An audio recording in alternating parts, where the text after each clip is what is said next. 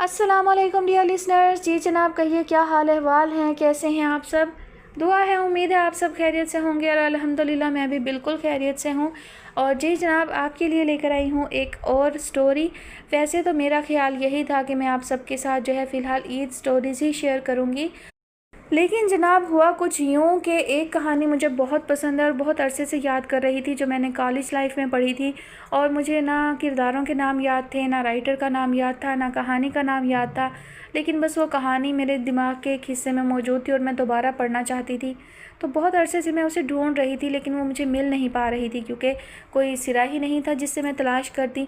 तो जनाब ऐसे ही घूमते फिरते मुझे फ़ेसबुक पर एक पेज नज़र आया, जहाँ मैंने देखा कि पेज ऑनर जो है वो फरमाइशें यानी रिक्वेस्ट पूरी करती हैं। लोगों को जो कहानी नहीं मिल रही होती वो उनसे रिक्वेस्ट करते हैं मैसेज करके, और वो उनकी कहानी जो है ढूंढ कर वो शेयर कर देती हैं। तो मैंने सोचा कि चलो मैं भी अपनी कहानी इनसे सर्च करवा लेती हूँ। तो मैंने उन्हें बताया कि ये स्टोरी है और ऐसी कहानी है, लेकिन मुझे और कुछ याद नहीं, तो आप ये कहानी ढूंढ दें। और उन्होंने दूसरे दिन ही वो कहानी ढूंढ दी। तो जनाब फिर मैंने सोचा कि छोटी सी कहानी है, तो ईद स्टोरीज़ के दरमियान अगर ये छोटी सी कहानी भी शामिल हो जाए तो कोई हर्ज नहीं है। तो क्योंकि ये भी हैप्पी एंडिंग स्टोरी है, तो ईद की तरह से खुशियाँ देने वाली ही है, तो मैंने सोचा कि ईद स्टोरीज़ के दरमियान में ये कहानी शेयर कर दी जाए। और वो पेज, उसका मैं लिंक जो है डिस्क्रिप्शन बॉक्स में दे दूँगी। जो लोग नावल सुनने की बजाय पढ़ना पसंद करते हैं तो वो उस पेज को विज़िट कर सकते हैं फ़ेसबुक पर, और आपको ढेर सारे नावल्स जो हैं वो वहाँ पर मिल जाएंगे, जो तस्वीर की सूरत भी मौजूद हैं और जो लिंक भी मौजूद है। आप PDF फाइल जो है वो डाउनलोड कर सकते हैं, लेकिन ज़्यादातर जो है वो डाइजेस्ट स्टोरी हैं और उनकी तस्वीर ही मिलेंगी आपको, या डाइजेस्ट वाली ही PDF मिलेगी, दूसरी PDF जो है वो फ़ाइल नहीं मिलेगी आपको। तो जनाब पेज का नाम भी यही है, डाइजेस्ट नावल लवर्स। तो आप लोग जो है उसको विज़िट कीजिएगा, जो भी नावल पढ़ना चाहते हैं खुद से वो उस पेज को विज़िट कर सकते हैं। और अगर आप किसी कहानी की तलाश में हैं तो उन्हें मैसेज कीजिएगा, स्टोरी बताइएगा, अगर आपको किरदारों के नाम हो तो वो भी बताइएगा, और आपको इंशाल्लाह वो कहानी मिल जाएगी। और जनाब बात करें आज की स्टोरी की, तो ये भी शॉर्ट स्टोरी है, हैप्पी एंडिंग के साथ है। मुझे बेहद पसंद है, उम्मीद है आप सबको भी पसंद आएगी। कहानी का नाम है बहते पानियों के ख्वाब। मुसन्निफ़ा है राहत जबी, और ये मुकम्मल नावल है, इसकी मज़ीद कोई एपिसोड नहीं होगी। ओह नो, उमैर ने हार्ट पार्ट तकरीबन पटका था। क्या हुआ भाई? समीर ने दोनों हाथ आपस में रगड़ कर गर्म करते हुए पूछा। बाहर अच्छी खासी सर्दी हो रही थी। आज फिर मासी ज़ैनब नहीं आई, उमैर ने बेचारगी से कहा, तो समीर क्या कहता हुआ डाइनिंग चेयर पर ढेर हो गया। अब क्या होगा, बहुत ज़ोरों की भूख लगी है और मेरा इस वक्त रोटी पकाने का बिल्कुल मूड नहीं। सर एहसान का पुरमगज़ लेक्चर सुनकर सिर्फ गरम गरम खाना खाया जा सकता है, बनाया नहीं। उमैर अच्छी खासी रोटी भी बना लेता था, मगर इस वक्त समीर का इरादा भांप कर उसने साफ इनकार कर दिया। आज सारा दिन कॉलेज में बगैर वक्फे के पीरियड होते रहे। फारिग पीरियड में सर एहसान प्रैक्टिकल करवाने लगे। ऐसा करो तुम बाज़ार से नान ले आओ, मैं तब तक चाय बना लेता हूँ, सालन तो है ही। उमैर के कहने पर समीर मुंह बनाता उठ गया। जब तक वापस आया तो उमैर चाय के साथ चिप्स भी तल चुका था। अभी पहला नवाला ही मुंह तक गया था कि बेल चीख उठी। उफ, इस वक्त कौन आ गया भाई, ज़रा देखना। समीर को अपना लंच खतरे में नज़र आने लगा था। ताकि तुम सारी चिप्स ख़त्म कर सको, मैं नहीं जा रहा, उमैर ने साफ इनकार कर दिया। शायद आने वाला बेल पर उंगली रखकर भूल गया था। ठीक है, मैं देख लेता हूँ। समीर कुर्सी हटाकर उठा, मगर बाद में बर्तन तुम धोना। ये सुनते ही उमैर साथ ही दरवाज़ा खोलने दौड़ा। दोनों एक साथ दौड़ते हुए दरवाजे तक पहुँचे थे। एक झटके से दरवाज़ा खोलते ही ना सिर्फ वो दोनों ठिठक कर रुके थे, बल्कि काली चादर में लिपटी लड़की अपने सामने एक जैसी शक्लो सूरत के दो लड़कों को देखकर घबराकर कई कदम पीछे हटी थी। जी, दोनों एक साथ ही बोले थे। ये अंकल एहतशाम का घर है, लड़की माथा रगड़ते हुए बोली थी। लड़की खौफज़दा है, उमैर ने फ़ौरन सोचा था। दोनों हाथों की उंगलियां बेदर्दी से मरोड़ते हुए बार बार पलट कर देख रही थी। जी हाँ, उन्हीं का घर है, आइए, उमैर ने संजीदगी से कहकर रास्ता दिया। लड़की तेज़ी से अंदर दाखिल हो गई। उमैर ने दरवाज़ा बंद करने से पहले बाहर झांका। सुनसान रोड उसके सामने था। अंकल एहतशाम कहाँ हैं? उसने अंदर आते ही पूछा। आप अंदर तो आएँ, उमैर ने कहा और साथ ही ड्राइंग रूम का दरवाज़ा खोल दिया। एहतशाम अंकल कहाँ हैं? सोफे पर बैठते ही उसने दोबारा बेचैनी से पूछा। यूँ लगता था जैसे वो फ़ौरन एहतशाम अंकल तक पहुँचना चाहती है। क्या इसके पीछे पुलिस लगी है या कोई मुजरिम? न जाने कितनी इंग्लिश मूवीज़ समीर के जहन में घूम गई। पापा तो घर पर नहीं है। کیا؟ عمیر کے کہنے پر ایک دم اس کا چہرہ سفید پڑ گیا تھا۔ آپ لوگوں نے پہلے کیوں نہیں بتایا؟ یوں لگتا تھا جیسے وہ ابھی رو دے گی۔ آپ نے یہ تو نہیں پوچھا تھا کہ پاپا گھر پر ہیں یا نہیں؟ سمیر نے حیرت سے اسے بتایا۔ جواب میں لڑکی نے دونوں ہاتھوں میں چہرہ چھپا کر رونا شروع کر دیا تھا۔ وہ دونوں ہی گھبرا گئے۔ دیکھیں پلیز آپ چپ کریں، پاپا ابھی آ جائیں گے، عمیر نے پریشانی سے کہا۔ جواباً رونے کی رفتار وہی تھی۔ کچھ سوچ کر عمیر فون کی طرف پڑ گیا۔ آپ ہی پلیز آپ روئیں نہیں، ہماری کوئی بہن نہیں ہے اس لیے ہمیں لڑکیوں کو چپ نہیں کروانا آتا۔ اس کے سامنے ٹیبل پر بیٹھتے ہوئے ایک ہاتھ گھٹنے پر رکھ کر سمیر نے لجاجت سے کہا۔ ہیلو پاپا، عمیر نے فوراً سے پیشتر اطلاع دی۔ لڑکی کیا نام ہے اس کا؟ پاپا کی آواز میں بے چینی چھلک رہی تھی۔ سنیں آپ کا کیا نام ہے؟ عمیر نے وہیں سے پوچھا۔ کشف، وہ بمشکل آنسوؤں کے درمیان بولی تھی۔ پاپا کشف نام ہے ان کا، عمیر نے جوں کا توں نام آگے پہنچایا۔ کشف، میں ابھی آ رہا ہوں، تم اس کا خیال رکھنا۔ پاپا کی بےتابی اس کے لیے باعث حیرت تھی، اس صورت میں بھی کہ وہ اس لڑکی کو پہلی بار دیکھ رہا تھا۔ وہ فون رکھ کر مڑا۔ سمیر باقاعدہ منتوں سے اسے چپ کروانے کی کوشش کر رہا تھا۔ وہ بھی ساتھ شامل ہو گیا۔ جب احتشام آفریدی حمران کے ساتھ اندر داخل ہوئے تو ایک لمحے کے لیے رک گئے۔ حمران نے حیرت سے اپنے چھوٹے بھائیوں کو دیکھا۔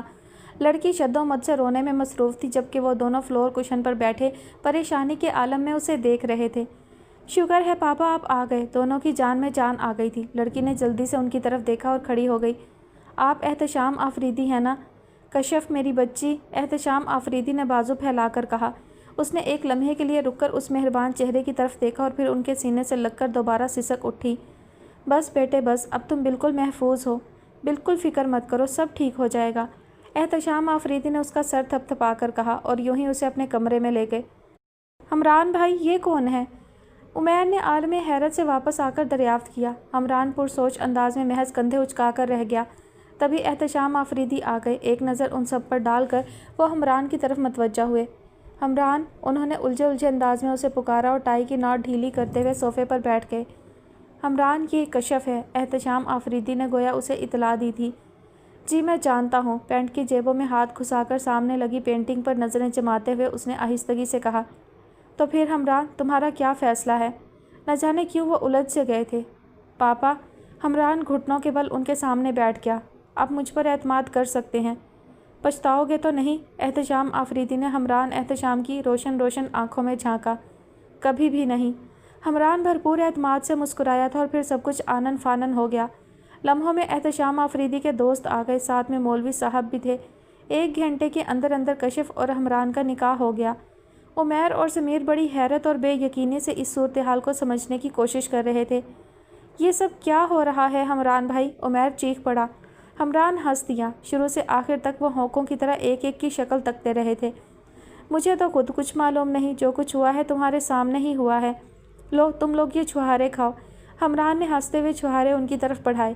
ہمیں نہیں کھانے یہ چھہارے، سمیر چڑ گیا۔ ارے بابا تمہارے بھائی کی شادی کے ہیں، حمران لطف لے رہا تھا۔ شادی؟ ایسی ہوتی ہے شادی؟ عمیر نے آنکھیں پھاڑیں۔ پتہ نہیں، میری تو پہلی بار ہوئی ہے، حمران نے کندھے اچکائے۔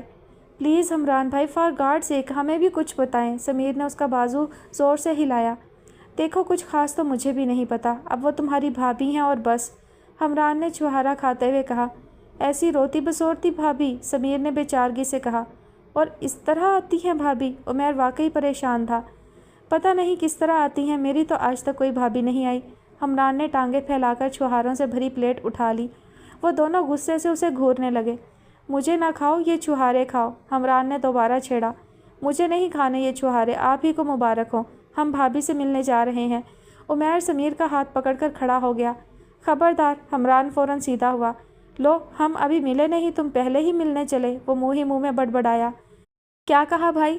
سمیر کے فوراً کان کھڑے ہوئے۔ کچھ نہیں بابا، وہ ابھی پریشان ہیں، صبح مل لینا، حمران نے کہا تو وہ سر ہلا کر رہ گئے۔ رات کا سفر جاری تھا، فضا جیسے چپ کی قید میں سسک رہی تھی اور اندر باہر ہر طرف سناٹا بکھرا تھا۔ غیر مانوس اور اجنبی ماحول، نیند تو جیسے اس سے روٹ ہی گئی تھی۔ ماما اس وقت کیا کر رہی ہوں گی؟ اور بابا؟ اس کا ذہن ماضی کی طرف چلا گیا۔ سوچیں زہریلی ناگن کی طرح پھن پھیلائے اس کے چاروں طرف رقص کرنے لگیں۔ کتنا پیار کرتے تھے بابا اس سے، ہمیشہ کشف میری زندگی کہہ کر بلاتے اور وہ بھی ماما سے زیادہ بابا کے قریب تھی۔ بابا آج ماما نے ہمیں بہت ڈانٹا تھا، وہ منہ بسورتی شکایت لگاتی۔ ایمن تم ہماری زندگی کو ڈانٹا مت کرو ورنہ ہم ناراض ہو جائیں گے تم سے۔ وہ کشف کو اپنے بازوؤں میں چھپا لیتے۔ ایمن چڑ جاتی، آپ بگاڑ دیں گے اسے۔ ارے یہ ہماری بیٹی ہے، تم دیکھنا تو کتنا آگے جائے گی، اور یہ اسد، فہد، زویا، فیضان سب پیچھے رہ جائیں گے۔ وہ اپنے بھتیجوں کے نام گنتے اور وہ خوش ہو جاتی۔ اور ویسے بھی ایمن اگر پیار کسی کو بگاڑ سکتا تو سب سے پہلے تم بگڑتی۔ ان کی شوق نگاہیں ایمن کے چہرے پر جمتی تو ایمن کے چہرے پر رنگ ہی رنگ بکھر جاتے۔ کچھ کشف کا ہی خیال کر لیا کریں۔ ایمن گھورتی اور ان کا زندگی سے بھرپور کہکہا فضا میں بکھر جاتا۔ اسے ہنستے ہوئے ابو بہت اچھے لگتے۔ کتنا چمکتا ہوا چہرہ تھا ان کا اور کتنی روشن آنکھیں۔ مگر پھر نہ جانے کیا ہوا۔ کتنا روئی تھی وہ جب زویا نے اسے بتایا تھا کہ اب تمہارے ابو کبھی نہیں چل سکیں گے۔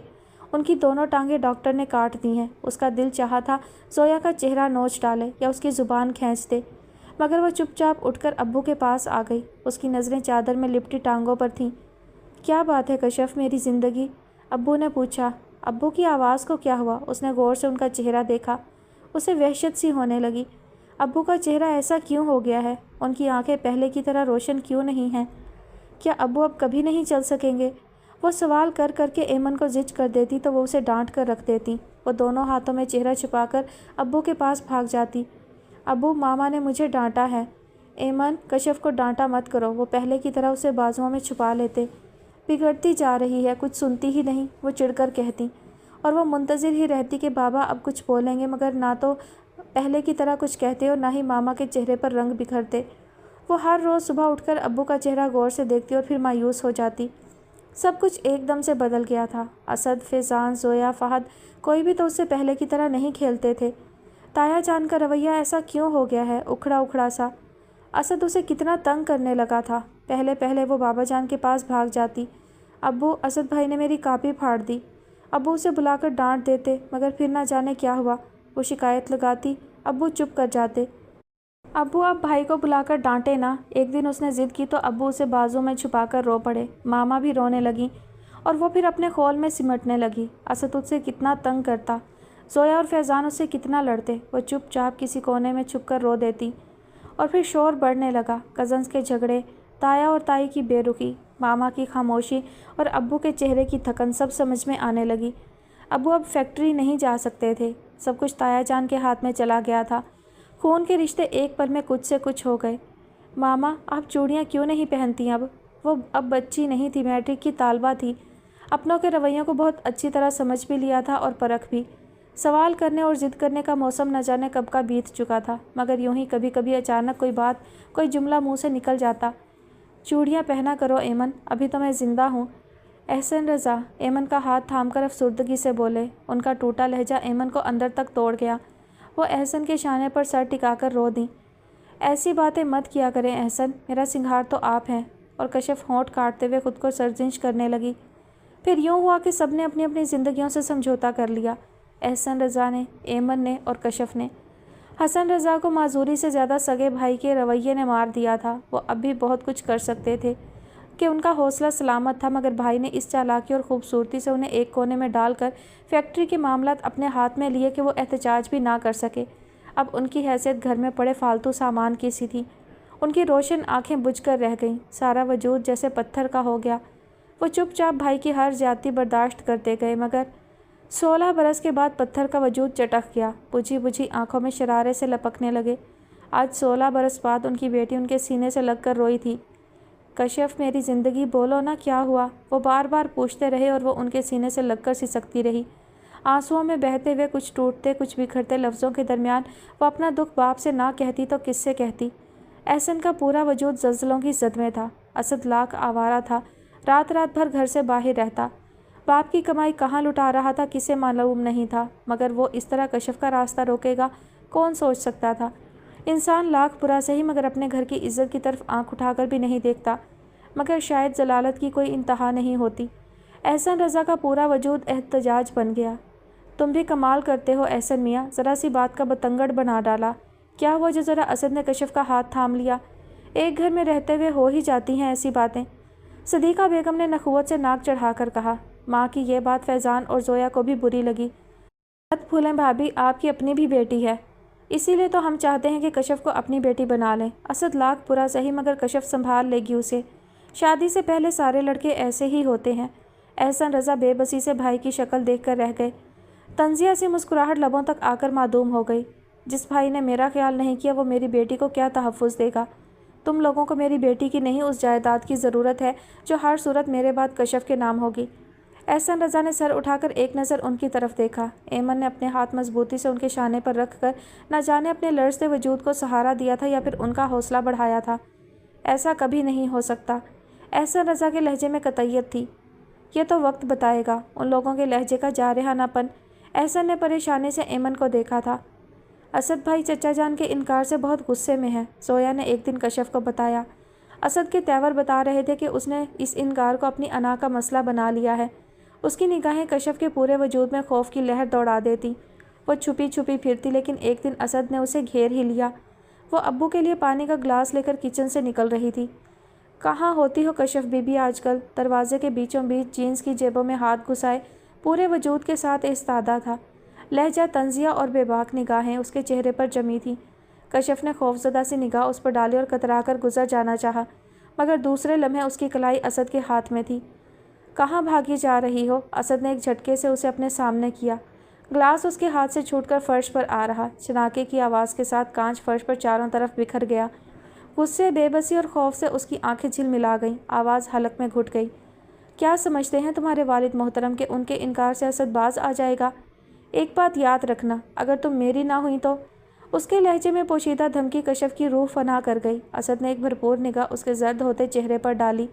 رشتوں کا تقدس اگر بھول جائے تو انسان یوں ہی وحشی ہونے لگتا ہے۔ پہلے تو محض تم میری خواہش تھی مگر اب ضد بھی ہو، اسد نے اس کی بالوں کی لٹ کو چھو کر کہا۔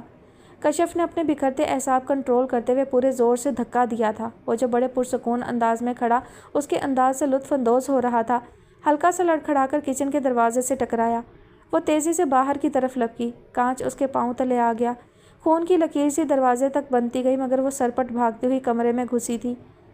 کیسی کالی رات تھی۔ وحشی ہوائیں ہر چیز تہس نہس کر دینا چاہتی تھی۔ سیاہ مہیب اندھیرا ہر چیز کو دبوچے ہوئے تھا۔ درخت اپنا وجود قائم رکھنے کے لیے سر پٹک رہے تھے۔ کشف کا پورا وجود جیسے آگ میں جل رہا تھا۔ ایمن بار بار اس کے ماتھے پر ٹھنڈے پانی کی پٹیاں بدل رہی تھی۔ اے کاش! احسن رضا نے بے چینی سے اپنے سینے پر ہاتھ مارا۔ کاش یہ کالی رات اپنے خون میں ڈوبے پنجے میرے سینے میں اتار دے۔ بے اختیار اس کا دل مر جانے کو چاہا تھا۔ آج اپنی معذوری، اپنی بے بسی کا احساس آکٹوپس کی طرح اس کے وجود میں پنجے کاٹ رہا تھا۔ کھڑکی کے پٹ بڑی زور سے کھلے تھے۔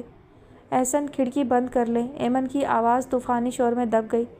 اے مالک ارض و سما، ایسی زندگی! احسن رضا کا شکوہ مہیب اندھیرے میں سفر کرتا عرش تک پہنچا تھا اور روح کا پنچھی پنجرے کا ساتھ چھوڑ گیا۔ وحشی ہوائیں ایمن کی آہوں کا ساتھ دینے لگیں اور کشف کو یوں لگا جیسے اس کے سر سے ردا کھینچ کر تپتے صحرا میں دھکا دے دیا گیا ہو۔ سر پہ تپتے سورج کی تلوار اور پاؤں تلے انگارے بچھے ہوں۔ چلنا بھی ضروری ہے اور اسے خود میں چھپا کر سایہ دینے والے اور انگارے چننے والے بازو کہیں نہیں ہیں۔ کون کہتا ہے قیامت ابھی آنی ہے؟ پھر جیسے صبح کا تارا رات کے مسافر کو امید سحر دیتا ہے، کلینک سے نکلتے ہوئے ایمن کو احتشام مل گئے اور یوں کشف ایک دن چپکے سے احتشام انکل کے گھر آ گئی تھی۔ اس نے کتنا کہا تھا، آپ میرے ساتھ چلیں ماما، لوگ آپ کو بہت تنگ کریں گے۔ اگر احتشام انکل مجھے پناہ دیں گے تو آپ کو بھی تو۔ نہیں کشف، مجھے کچھ عرصہ یہیں رہنا ہے، تم جاؤ۔ اور ایک بات یاد رکھنا، احتشام جو بھی کہیں چپ چاپ مان لینا۔ اور وہ بار بار انہیں جلد ملنے کا کہہ کر چپکے سے گھر سے نکل آئی تھی۔ میں جانتی ہوں احتشام میری خاطر ساری دنیا سے اب بھی لڑے گا، میری ڈھال بن جائے گا، مگر ایمن نے سر اٹھا کر اس خوبصورت سے گھر کو دیکھا۔ یہ گھر میرا ہے، کشف کا اور احسن رضا کا، میں اسے کیسے چھوڑ دوں؟ احسن ساتھ نہیں نبھانا تھا تو ہاتھ کیوں تھاما تھا؟ رات کے آخری پہر میں جا کر نیند کی دیوی مہربان ہوئی تھی اس پر۔ خاصے دن چڑھے اس کی آنکھ کھلی۔ کچھ دیر تو یوں ہی خالی ذہن لیے بیٹھی رہی، باہر جاؤں یا نہیں۔ کتنی دیر تک وہ فیصلہ ہی نہ کر سکی۔ کل جو کچھ ہوا بہت غیر متوقع اور اچانک تھا۔ وہ تو سوچ بھی نہ سکتی تھی کہ یوں اچانک کوئی اس کی پوری زندگی کا مالک بن جائے گا۔ اس کے لیے تو احتشام انکل بھی اجنبی تھے اور ہمراہ احتشام بھی۔ کتنی ہی دیر وہ اسی ادھیڑ بن میں ہاتھوں کی انگلیاں مسلتی رہی اور کمرے کا جائزہ لیتی رہی۔ باہر سے چیزوں کی کھٹپٹ اور باتوں کی آوازیں ناشتے کے مراحل کی نشاندہی کر رہی تھی۔ شاید ٹی وی بھی چل رہا تھا۔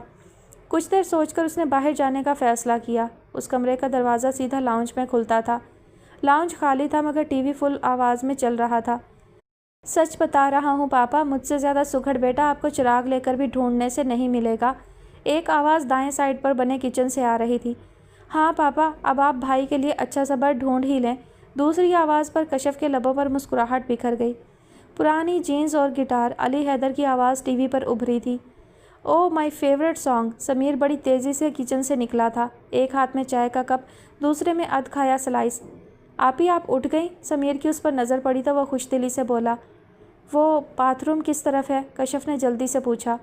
उधर। समीर ने हाथ के इशारे से रहनुमाई की तो वह सर हिलाती बाथरूम में घुस गई। हाथ मुंह धोकर बाहर निकली, गाना ख़त्म हो चुका था। समीर गायब था। वह वहीं सोफे पर टिक गई। आप नाश्ते में क्या लेंगी? उमैर ने किचन से सर निकाल कर कहा।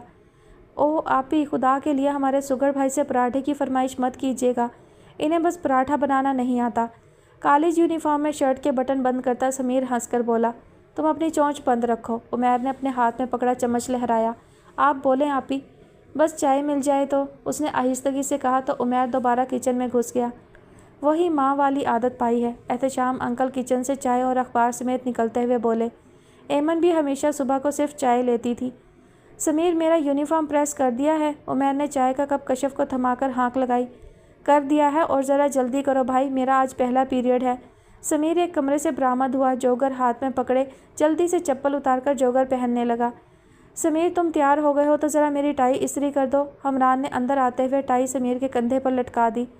क्या मतलब भाई, क्या अब भी मैं ही प्रेस करूं? समीर ने बड़ी मासूमियत से पूछा। उमैर मानी खैज अंदाज में खांसता हुआ हमरान के पास से गुजरा।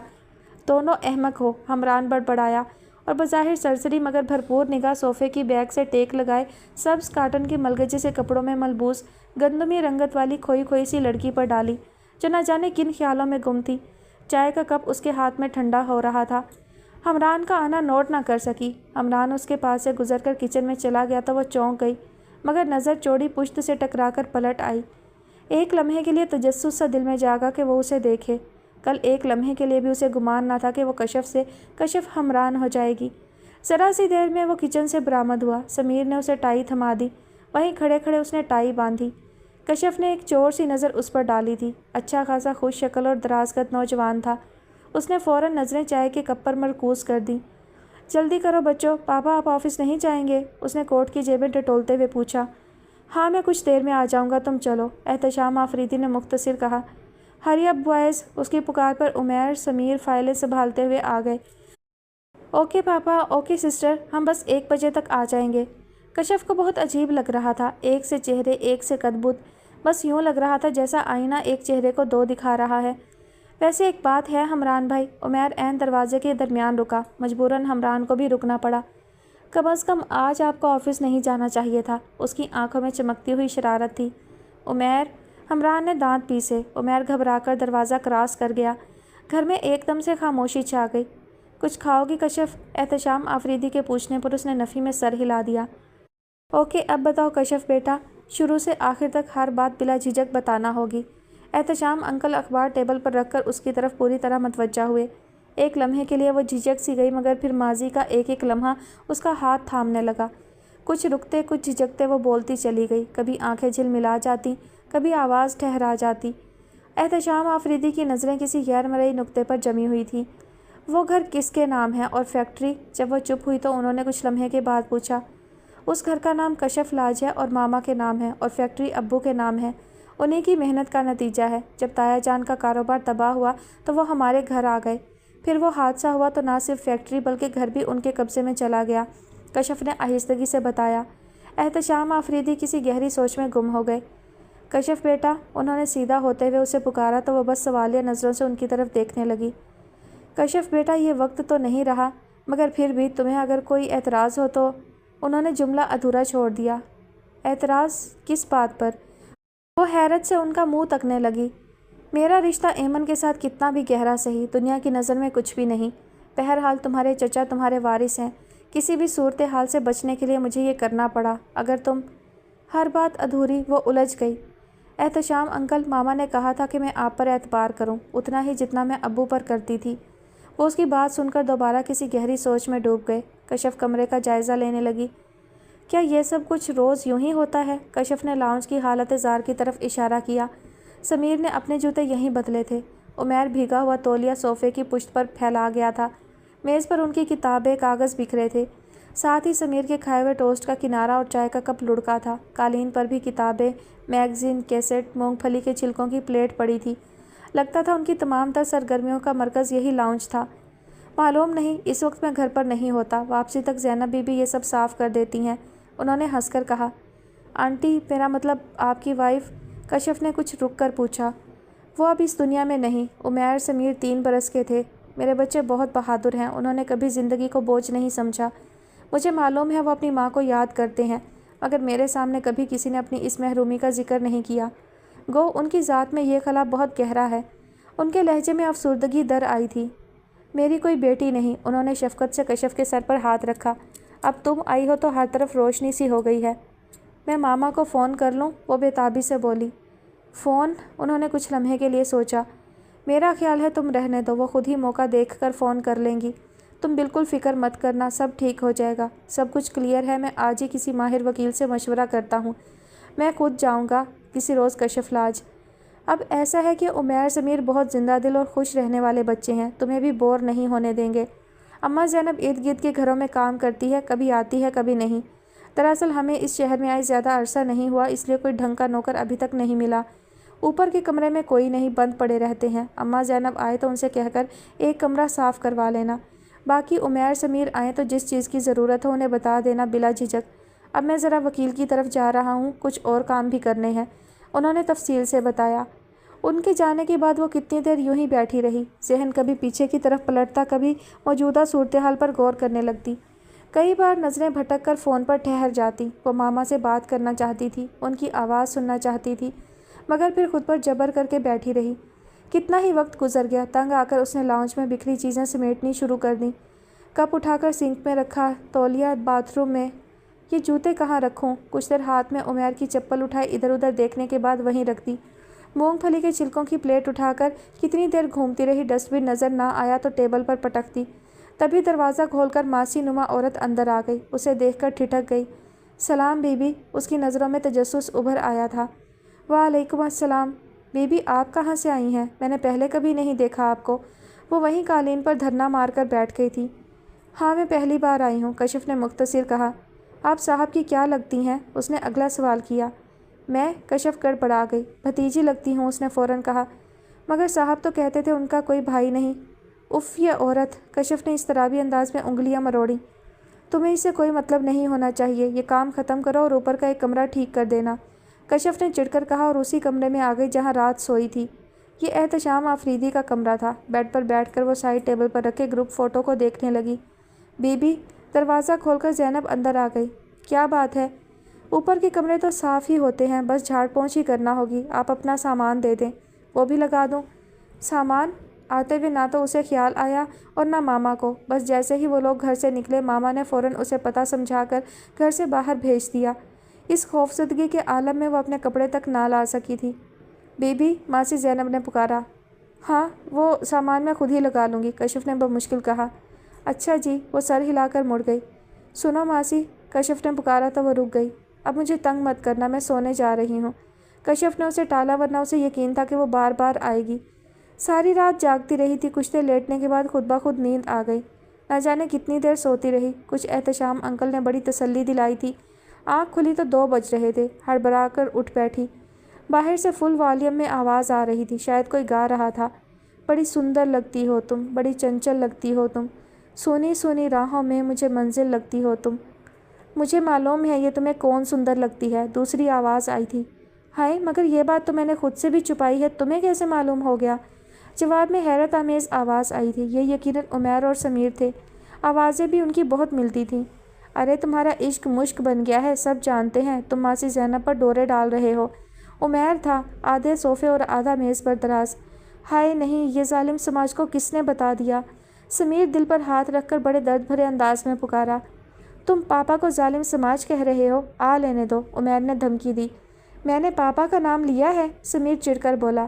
ہاں نا، پاپا ہی تو کہہ رہے تھے کہ اب منڈا ہاتھ سے نکل رہا ہے، اس لیے زینب کی چھٹی کرنی پڑے گی۔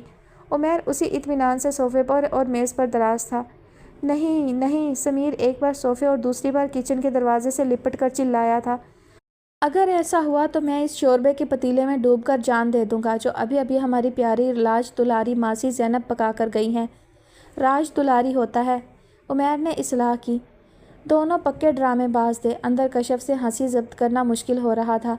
لاشعوری طور پر وہ کسی تیسری آواز کی منتظر تھی، مگر ابھی شاید گھر میں صرف وہی دونوں تھے۔ وہ دروازہ کھول کر باہر نکل آئی۔ سامنے ایک عجیب منظر اس کا منتظر تھا۔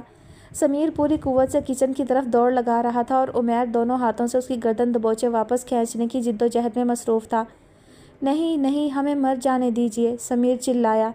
خدا کے لیے بھائی، اپنی بھری جوانی پر ترس کھاؤ، عمیر نے التجا کی اور اس کے ساتھ ہی سمیر کی نظر کشف پر پڑی۔ یار میری گردن تو چھوڑو، سمیر نے کھسیانہ ہو کر اپنی گردن چھڑانے کی کوشش کی۔ نہیں نہیں، آپ پتیلے میں چھلانگ لگا دیں گے، ہم آپ کو مرنے نہیں دیں گے۔ عمیر بددستور اس کی گردن سے لٹکا ہوا تھا۔ کم وقت آپ ہی دیکھ رہی ہیں، سمیر نے دانت پیستے ہوئے آہستگی سے کہا۔ عمیر نے گھبرا کر اس کی گردن چھوڑ دی۔ آئیے آئیے آپی، کیسی ہیں آپ؟ کھڑی کیوں ہیں؟ بیٹھیے نا۔ عمیر نے گھبرا کر صوفے کی کرسی کھسکانے کی کوشش کی۔ بھائی، سمیر نے بڑے اطمینان سے اس کے کندھے پر ہاتھ رکھا۔ یہ نہیں ہلے گی، اس کا اشارہ صوفے کی طرف تھا۔ کشف ہنس دی۔ آپی آپ کو بھوک لگی ہوگی، سمیر کے پوچھنے پر کشف نے اس بات میں سر ہلا دیا۔ اسے واقعی بہت بھوک لگی تھی۔ تو پھر آئیں، ہم نے بھی ابھی نہیں کھایا، اکٹھے ہی کھاتے ہیں۔ وہ اسے لے کر کچن میں آ گئے۔ ارے ہمارا تو ابھی تک تعارف ہی نہیں ہوا، میں عمیر ہوں اور یہ سمیر۔ ہم دونوں FAC فائنل ایئر میں ہیں اور دونوں ہی کا ارادہ میڈیکل جوائن کرنے کا ہے۔ عمیر نے برتن میز پر رکھتے ہوئے اپنا تفصیلی تعارف کروایا۔ آپی آپ بولتی نہیں ہیں، سمیر نے اس کی طرف جھک کر حیرت سے پوچھا۔ لو، تمہارا کیا خیال ہے، ہماری آپی گونگی ہیں؟ عمیر نے اس کی بات کا بہت برا منایا۔ بھائی آپ چپ کرو، میں نے آپ سے بات نہیں کی۔ سمیر کے کہنے پر عمیر منہ بنا کر ڈونگے میں سالن نکالنے لگا۔ دراصل مجھے تم لوگوں کو سننا اچھا لگ رہا ہے، کشف نے آہستگی سے کہا۔ لیکن ہم تو بہت بولتے ہیں، سمیر نے معصومیت سے ہاتھ پر ٹھوڑی جماتے ہوئے کہا۔ اور وہ واقعی بہت بولتے تھے۔ کھانے کے دوران دونوں ایک لمحے کے لیے بھی خاموش نہ ہوئے تھے۔ ان کی پرلطف باتیں کشف کو کچھ لمحے کے لیے سب غم بھلا گئیں۔ کتنے بے فکرے اور پیارے لوگ ہیں، اس نے ان کے ہنستے مسکراتے چہروں پر نگاہ ڈال کر سوچا۔ کھانے کے بعد وہ دونوں اسے اپنے کمرے میں لے گئے۔ یہ کیا ہے؟ کشف نے کالی چادر میں لپٹی چیز کی طرف اشارہ کیا جو کمرے کی داہنی دیوار کے ساتھ پڑی تھی۔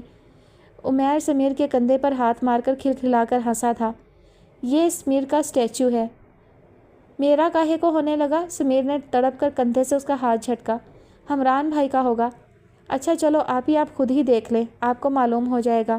عمیر نے معنی خیز انداز میں سمیر کی طرف دیکھا۔ ہاں ہاں آپ ہی آپ دیکھ لیں، بہت پیارا ہے، سمیر نے اصرار کیا۔ کشف کے وہم و گمان میں بھی نہ تھا۔ اس نے اطمینان سے آگے بڑھ کر کپڑا ہٹا دیا اور دوسرے لمحے چیختی ہوئی دروازے سے جا لگی۔ جبکہ سمیر بیڈ پر اوندھا گرا اپنی ہنسی ضبط کر رہا تھا، عمیر اپنے پیٹ پر ہاتھ رکھ کر جھکا جا رہا تھا۔ جیسے ہی کشف نے کپڑا ہٹایا تھا، ڈھانچے نے اپنا استخوانی ہاتھ اس کی طرف بڑھا دیا تھا۔ کشف نے دونوں ہاتھ چہرے پر رکھ کر رونا شروع کر دیا۔ آپ رونے لگ گئی، سمیر نے جلدی سے ڈوری پھینکی جس کے ساتھ ڈھانچے کا ہاتھ بندھا تھا۔ آپ please, I am sorry, Sameer نے لجاجت سے کہا۔ مگر کشف دونوں ہاتھوں میں چہرہ چھپائے دروازے کے پاس گھٹنوں کے بل بیٹھ گئی تھی۔ او گدھے، تم تو بس کرو، آپ ہی رو رہی ہیں، سمیر نے عمیر کی ٹانگ کھینچی جو ابھی تک بیڈ پر پڑا کہے بلند کر رہا تھا۔ کیا؟ عمیر تیزی سے اس کی طرف لپکا۔ آپ ہی پلیز چپ کر جائیں، سمیر نے زبردستی اس کے چہرے سے ہاتھ ہٹائے۔ آپ ہی یہ دیکھیں، اس نے کشف کے سامنے ہاتھ جوڑ دیے۔ آپ بھی تو بھول گئی تھی نا کہ آپ سائنس اسٹوڈنٹس کے کمرے میں داخل ہو رہی ہیں۔ یہاں پر تو یہ بھی ہو سکتا ہے کہ ابھی کہیں سے کوئی کھوپڑی نکل آئے اور کمرے میں رقص کرنے لگے۔ یہ دیکھیں، وعدہ رہا اب ہم آپ سے کوئی مذاق نہیں کریں گے، سمیر نے ہاتھ اٹھا کر پختہ لہجے میں کہا۔ نہیں نہیں، کشف نے بمشکل آنسوؤں کے درمیان بولنے کی کوشش کی، مگر اس طرح کے جان لیوا مذاق نہیں۔ اس نے ہاتھ کی پشت سے اپنا چہرہ صاف کرتے ہوئے کہا تو انہوں نے بمشکل اپنی ہنسی ضبط کی۔ پھر انہوں نے ادھر ادھر کی چھوٹی چھوٹی باتیں کر کے اسے بہلا لیا تھا۔ چلیں میں آپ کا کمرہ ٹھیک کرتا ہوں۔ کمرہ تو زینب نے صاف کر دیا تھا، تو انہوں نے اپنے کمرے کی بہت سی چیزیں لا کر اس کے کمرے میں سجا دیں۔ وہ منع ہی کرتی رہ گئی۔ عمیر اپنا ڈیک اٹھا کر وہیں رکھ گیا۔ شام ہو گئی تھی، وہ لوگ اس کا کمرہ سجاتے اور ادھم مچاتے رہے۔ پتہ ہے آپ ہی، مجھے چوڑیاں بہت اچھی لگتی ہیں، عمیر نے کہا تو وہ حیرت سے اس کا منہ دیکھنے لگی۔ کچھ لمحے وہ اس کی حیرت سمجھ نہ سکا، جب سمجھا تو گڑبڑا گیا۔ میرا مطلب ہے اپنے لیے نہیں بلکہ لڑکیوں کے ہاتھ میں، اس نے فوراً وضاحت کی تو وہ ہنس دی۔ اس کا تو یہ حال ہے کہ آپ ہی جہاں کہیں کسی لڑکی کے ہاتھ میں چوڑیاں دیکھتا ہے وہیں گھورنے لگتا ہے۔ कई बार पीट चुका है। एक बार बाजार में एक लड़की से कहने लगा, मैं आपके हाथ में पहनी चूड़ियाँ देख सकता हूँ। जवाबन जिस तरह लड़की ने चूड़ियाँ दिखाईं, वो फुल आवाज़ में हंसने लगा, जबकि उमैर बहुत बुरी तरह घूर रहा था। बाखुदा आप हमें इस तरह मत देखें, हम बेमौत मर जाएंगे, समीर ने उसके कंधे पर सर रखकर बड़े स्टाइल से कहा, मगर वो गुस्से से उसका सर धकेल कर खड़ा हो गया। आप मेरे साथ आएँ। उमैर कशफ को अपने कमरे में ले गया। ये देखें, उसने साइड टेबल की दराज खोली तो रंगों की धनक सी बिखरी थी। हर रंग की चूड़ियाँ झिलमिला रही थीं, पूरा दराज भरा था। चूड़ियाँ तो मामा के हाथों में भी बहुत अच्छी लगती थीं। वो खो सी गई। ये सारी चूड़ियाँ मेरी मामा की हैं। मैंने उन्हें देखा तो नहीं, मगर मुझे यकीन है उनके हाथों में ये चूड़ियाँ बहुत खूबसूरत लगती होंगी। कभी कभी मैं सोचता हूँ आपी, मेरी माँ के हाथों ने इन चूड़ियों को छुआ होगा। उमैर ने बहुत प्यार से चूड़ियों को छुआ। उमैर, तुम्हें अपनी मामा याद आती हैं? कशफ ने आहिस्तगी से पूछा। हमारे पास है ही क्या उन्हें याद करने के लिए। हमने तो ना उनकी गोद में सर रख कर लाड उठवाए, ना उनकी आवाज़ हमारी समातों में महफूज है। बस सब बेजान चीज़ें हैं या गूंगी तस्वीरें। वो कशफ की तरफ से रुख मोड़कर यूं ही चूड़ियों को छेड़ने लगा। कशफ का दिल गम से भर गया। आपी, मैं आपको भी चूड़ियाँ ला कर दूँगा। कशफ ने नोट किया कि उसने दराज में से चूड़ियाँ निकाल कर नहीं दी थीं, बल्कि बहुत एहतियात से किसी मुकद्दस चीज़ की तरह दराज बंद कर दी थी। जाती सर्दियों के दिन थे। कभी बेवक्त बादल बरस जाते और ठंडी हवाएं चलने लगती तो लगता सर्दी जाते जाते पलट आई है। आज का दिन बहुत रोशन और चमकदार था। हमरान को सुबह ही एहतशाम आफरीदी ने कहा था कि वो कशफ के लिए कपड़े वगैरह ख़रीद कर घर जाए। उसने सोचा अकेले शॉपिंग करने से ज़्यादा बेहतर है उमैर और समीर को भी साथ ले ले। सो छुट्टी के वक्त उसने कॉलेज ही से उन्हें पिक किया। दोनों बहुत पुरजोश थे। उनके मशवरे सुन सुनकर हमरान हैरान हो रहा था। उमैर की ज़िद हर सूट के हमरंग चूड़ियाँ खरीदी जाएं। उसने आपी से वादा किया था। यार, तुम लोगों ने तो यूँ लगता है आधी उम्र ख़वातीन की शॉपिंग करते ही गुजारी है। मैं तो समझता था इतनी टफ स्टडी में तुम लोगों को इधर उधर देखने का मौका ही नहीं मिलता होगा। हमरान ने हैरान होकर कहा तो वो फ़ख्र से कॉलर खड़े करने लगे। हमरान ने चंद रेडीमेड सूट खरीदे, तो हल्के फुल्के स्वेटर और एक शाल भी। तुम लोग चलकर गाड़ी में बैठो, मैं आता हूँ। हमरान ने पैकेट उन्हें थमाए और ख़ुद दोबारा दुकान में घुस गया। सामने ही रॉयल ब्लू कलर का खूबसूरत कढ़ाई वाला सूट टंगा था। हमरान ने जल्दी से उसे पैक करवाया। कुछ सोचकर दूसरे काउंटर से नीली और सुनहरी चूड़ियाँ भी पैक करवा लीं और बाहर आ गया। हमरान के हाथ में पैकेट देखकर दोनों मानी खैज अंदाज में मुस्कुराए। वो उन्हें नज़रअंदाज करके पैकेट गाड़ी में रखने लगा। आप ही देखें हम आपके लिए क्या लाए हैं।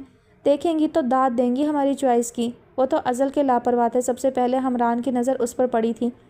कशफ, क्या हुआ आपको?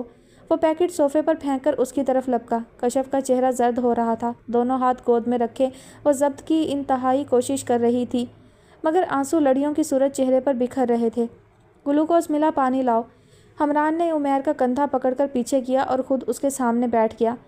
कशफ, बताएं प्लीज़ क्या हुआ है आपको? हमरान ने उसका हाथ पकड़कर हिलाया। एहतशाम आफरीदी भी आ गए। कशफ को रोता देखकर परेशान हो गए। कशफ, गुड़िया क्यों रो रही हो? हमरान उठकर साइड पर हो गया। आप ही पानी पी लें, उमैर ने कहा तो उसने जल्दी से सारा ग्लास खाली कर दिया। अब बताओ। एहतशाम आफरीदी ने बहुत प्यार से उसके सर पर हाथ रखा। मैंने मम्मा को फ़ोन किया था, कशफ ने आंसू ज़ब्त करते हुए मुश्किल से कहा। फिर? सबकी सवालिया नज़रें उस पर जमी थीं। वो लोग मम्मा को बहुत तंग कर रहे हैं। प्लीज़ आप मामा को यहाँ ले आएँ। Please Ehtesham uncle. वो मलतजी लहजे में उनका हाथ पकड़कर बोली। एमन को परेशान कर रहे हैं? एहतशाम आफरीदी के लहजे की तड़प पे हमरान ने चौंक कर उनकी तरफ देखा। तुम फ़िक्र क्यों करती हो कशफ? एमन बहुत जल्द आएगी, तुम परेशान मत हुआ करो। वो बहुत बहादुर है। वो कितनी देर उसे समझाते रहे, बहलाते रहे। रात का खाना बहुत खामोशी से खाया गया। वो बहुत खोई खोई और परेशान सी अपने कमरे की तरफ जाने लगी, मगर सीढ़ियाँ उतरते हमरान को देखकर रुक गई। वो आखिरी सीढ़ी पर रुक गया। कशफ, परेशान मत रहा करो, हम सब तुम्हारे साथ हैं। दरपर्दा उसने अपने साथ का यकीन दिलाया था। वो महज सर हिलाकर रह गई। उसने गहरी नज़र उसके सुते सुते चेहरे पर डाली और आगे बढ़ गया। ये खोई खोई परेशान सी लड़की कितनी अपनी अपनी सी लगने लगी थी। कशफ गैर इरादी तौर पर उसे जाता देखती रही, फिर सीढ़ियाँ चढ़ गई। कशफ और हमरान की निगाहों में डूबते उभरते सवाल ऐसे नहीं कि मैं उनका जवाब ना दे सकूं, मगर ना जाने क्यों मैं रुक सा जाता। मोहब्बत ना आज से 100 साल पहले जुर्म थी, ना आज है, और ना आज से 100 साल बाद जुर्म होगी, मगर इसे करने वाले हर दौर में ठुकराए जाएंगे, मसलूब किए जाएंगे। एमन कौन है? मोहब्बत का कोई नाम नहीं होता। मोहब्बत का अगर कोई नाम होता तो बहार में खिलने वाली पहली कली बेनाम ना होती। आप एमन को कुछ भी समझ लें, रंग, پھول، تتلی، بارش، شبنم، جگنو، صحرا کے سینے پہ اترتی چاندنی کی ٹھنڈک، بہار میں شگوفے کے چٹکنے کی صدا، کوہساروں پر اترنے والی سورج کی پہلی کرن، یا میری آنکھ کا وہ آنسو جو باہر نہ نکل سکا اور میرے دل کے کسی ٹھنڈے کونے میں جا کر برف ہو گیا۔ بیٹا دیکھیں، ہم آپ کے لیے دوست لائے ہیں۔ اور میں جو ٹی وی آن کیے قالین پر اوندھا پڑا ٹانگیں جھلا جھلا کر ارد گرد پینسل کلر پھیلائے ڈرائنگ کرنے میں مصروف تھا، چونک گیا۔ بابا میرے لیے بہت کچھ لاتے تھے، colours, comics, books, video games, مگر کیا یوں دوست بھی لائے جا سکتے ہیں؟ میں نے یوں ہی لیٹے لیٹے سر گھما کر دیکھا اور پھر واقعی حیران رہ گیا۔ ذہن میں خوبصورت فراقوں میں ملبوس، رنگ برنگے ربن باندھے، گلابی گلابی سی فضا، پنکی اور ڈولی گھوم گئی۔ دوپٹے میں لپٹی لپٹائی وہ چھوٹی سی لڑکی بابا کی انگلی پکڑے اپنے چھوٹے چھوٹے بالوں کی کس کس چٹیاں بنائے عجیب میلی میلی سی لگ رہی تھی۔ مگر میں تنہا تھا اور مجھے واقعی کسی دوست کی ضرورت تھی۔ احتشام بیٹے، یہ آپ کے ساتھ یہیں رہیں گی۔ ان کے بابا میرے کزن تھے، اب وہ اس دنیا میں نہیں، ان کی ماما بھی اس دنیا میں نہیں ہے۔ یہ گاؤں میں بالکل اکیلی تھیں، اس لیے اب یہ یہیں رہیں گی۔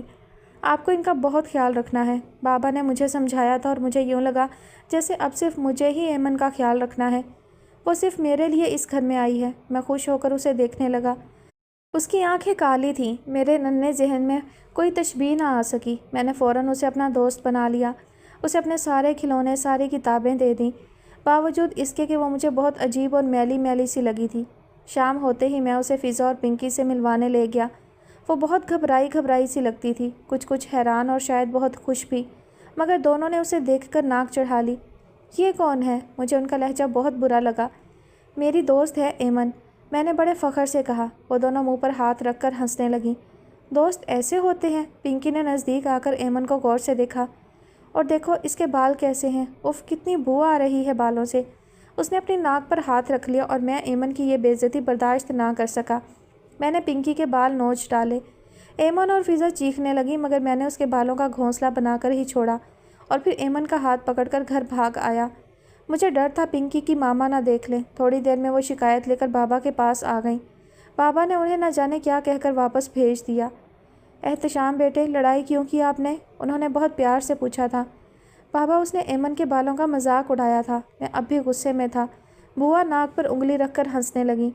اے لو، اسے آئے پورا دن نہیں گزرا اور چھوٹے میاں لڑائیاں بھی مول لینے لگے۔ بابا کے ہونٹوں پر بھی مسکراہٹ بکھر گئی۔ مجھے اس وقت بوا کا ہنسنا بہت برا لگا۔ بابا، میں لاڈ سے ان کی گود میں بیٹھ گیا۔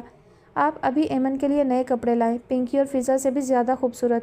اور بابا اسی وقت جا کر اس کے لیے نئے کپڑے لے آئے۔ بوا نے اسے نہلا کر شیمپو سے بال دھوئے اور نیا فراق پہنا دیا۔ وہ ایک دم سے بدل گئی اور میں یوں خوش تھا جیسے اس کے بالوں سے تیل نکلوا کر دنیا فتح کر لی ہو۔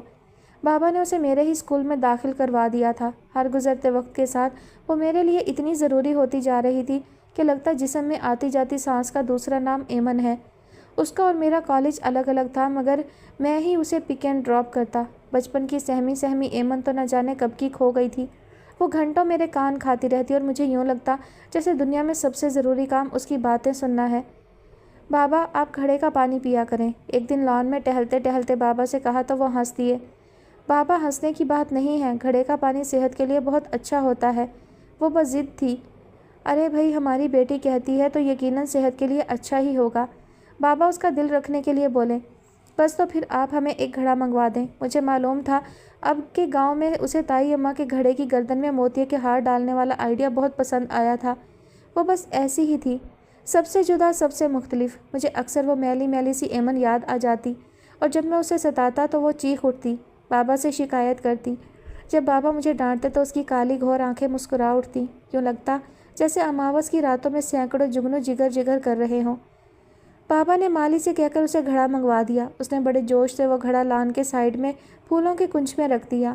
ہر روز جب میں کالج جانے سے پہلے جلدی جلدی کا شور مچا رہا ہوتا، وہ کچے پیالے میں پانی بھر کر کتنی ہی منہ بند کلیاں توڑ کر اس میں ڈال دیتی۔ واپسی پر سب سے پہلے وہ گھڑے پہ رکھے پیالے کو دیکھتی۔ شامی، دیکھو ساری کلیاں کھل گئی ہیں۔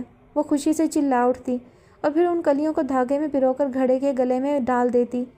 وہ ایسی ہی تھی، محبتوں سے گندھی ہوئی، پھولوں سے اسے عشق تھا، شاعری کی وہ دیوانی تھی۔ میں اس کے لیے ڈھونڈ ڈھونڈ کر کتابیں لاتا، انہیں پڑھنے کے بعد ہم دونوں گھنٹوں ان کتابوں پر تبصرے کرتے۔ یوں لگتا تھا خوشی کا دوسرا نام ایمن ہے۔ शाम वो दहाड़ से दरवाज़ा खोलकर अंदर आई। जल्दी से मेरा गिफ्ट निकालो। ओह गॉड, मैं बिल्कुल भूल गई थी और देखो अब याद आया है। कैसा गिफ्ट? मैंने किताब बंद करके उसे देखा। अरे मेरा बर्थडे गिफ्ट। सारा दिन तुम घर से गायब रहे और देखो बाबा ने भी विश नहीं किया। अभी तो उनसे भी गिफ्ट निकलवाना है। जल्दी से निकालो ना। सब्ज़ सादा सूट पर कलरफुल सा दुपट्टा लिए जो थनक के सारे रंग चुराए हुए था, वो बहुत पुरजोश हो रही थी। ओह माय गॉड, मैंने अपने सर पर हाथ मारा। एक्चुअली एमी, मैं बिल्कुल भूल गया। भूल गए? उसने हैरत से मेरी तरफ देखा और उसकी हैरत बजा भी थी। गुज़रे माहों साल में कभी भी ना तो वो मेरी सालगिरह भूली थी और ना ही मैं, और बाबा उसकी सालगिरह कभी नहीं भूलते थे, बल्कि अच्छा खासा हंगामा होता था। मजाक मत करो शाम, जल्दी से गिफ्ट निकालो। उसने बालों को झटका देकर पीछे किया और साइड टेबल की दराज खोलने लगी। मैंने जल्दी से उसका हाथ पकड़कर पीछे किया। यहाँ कुछ नहीं एमी, दरअसल मेरे एक दोस्त, बल्कि बहुत अच्छे दोस्त की सालगिरह थी। सारा दिन हम दोस्त इंतज़ामात में लगे रहे तो बिल्कुल जहन से निकल गया। मेरा लहजा शर्मिंदा शर्मिंदा सा था।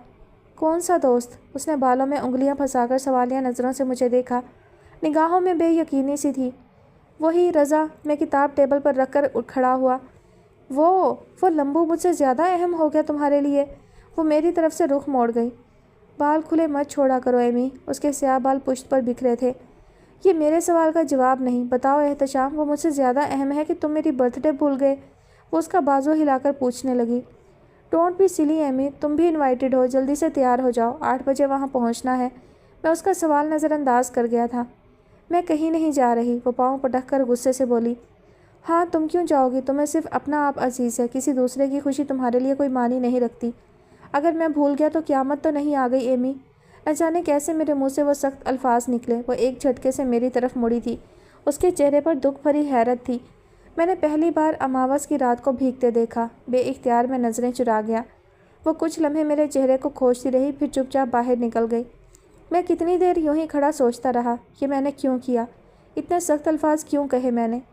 नहीं, मुझे यूँ नहीं करना चाहिए था। मैंने गुस्से से हथेली पर मुक्का जमाया। मैं मना लूँगा उसे, अभी मना लूँगा। मगर कितनी देर बाहर ना निकल सका। शायद शर्मिंदगी कदम रोक रही थी, मगर मैंने तो बस। तभी दरवाज़ा खोलकर एमन अंदर आ गई। चलें एहतशाम। मैं चौंक गया। वाइट चार्जर के खूबसूरत फ्राक पर सफ़ेद मोतियों से काम हुआ था। सफ़ेद मोतियों के काम वाला खुस्सा, कानों में चांदी के झुमके, आंखों में काजल की लकीरें रात की तारीकी कुछ और बढ़ा रही थीं। बालों में बैंड डालकर खुले छोड़ दिए। मुझे वो सहरा के सीने पर धड़कती चांदनी का दूसरा अक्स लगी। वो पलकें झपक कर आंसू पीने की कोशिश कर रही थी। मेरे होठों पर मुस्कुराहट बिखर गई। आओ। मैं उसका हाथ थामकर बाहर आ गया। लान की सारी लाइटें बंद थीं। वो चुपचाप मेरे साथ चली आ रही थी। जैसे ही हमने लान में कदम रखा, चुप और साकिन फ़िज़ा आवाज़ों और रोशनियों से भर गई। हैप्पी बर्थडे टू यू की आवाज़ों से लान गूंज रहा था। वो हैरत ज़दा सी खड़ी रह गई। एमी की सारी सहेलियां मौजूद थीं। कैसा लगा ये सरप्राइज़? मैंने उसके कान में सरगोशी की। वो हाथ छुड़ाकर बाबा की तरफ भागी। बाबा देखिए, एहतशाम ने मुझे बहुत तंग किया है। वो मुँह बसोरती बाबा के साथ लग गई। अरे ये सारा आइडिया तुम्हारे बाबा का ही तो है। बाबा ने उसकी पेशानी पर प्यार करते हुए कहा। हैं? एमन ने सर उठाकर उन्हें देखा और फिर हंसती चली गई। शाम, और कितना पढ़ोगे? वो दूसरी बार मेरे लिए चाय लाई थी। तुम जाकर सो जाओ एमी। मैंने चाय का कप उठाते हुए उसे देखा। अजीब उकताई हुई सी लग रही थी। ये अच्छी मुसीबत है, सारा दिन बाहर गुजारते हो, वापस आकर पढ़ते रहते हो। बाबा से भी कितनी बातें करूं? जब से कॉलेज छूटा है बस दीवारों से सर फोड़ती रहती हूँ।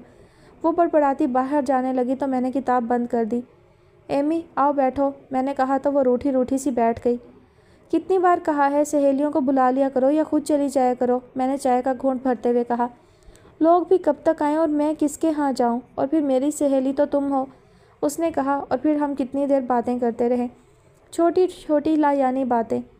मेरा ख्याल है अब सो जाएं। मैंने घड़ी की तरफ इशारा किया तो वो जल्दी से उठ गई।